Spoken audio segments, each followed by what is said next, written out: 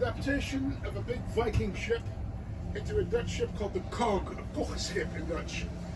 These were ocean-going ships, 30 meters long, i.e. about 100 feet long, with a payload capacity of 200 metric tons, let's say 500,000 pounds of cargo. And those ships were seaworthy, but also crewable by a very small crew. And they were fast.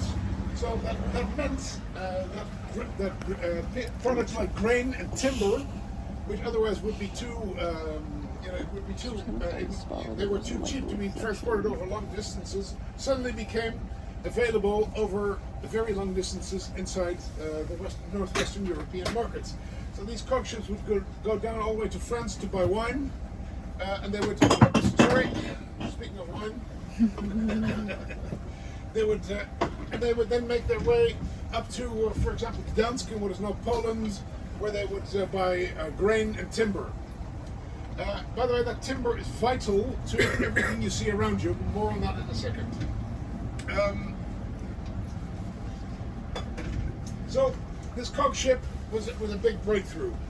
The other breakthrough was organizational, meaning that the merchants of that time, instead of putting all their cargo on a single ship, would spread their cargo across multiple ships, and all the merchants would do that.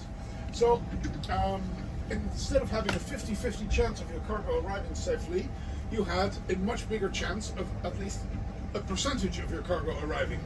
And by this shared and thereby reduced risk, they managed to because they could reduce the risk in their way, they were able and willing to take enormous risks. And of course, on the other side of risk is profits. Oops, we've got a bit of wind. Just a second. And this made the city of Amsterdam very rich in the 1200s.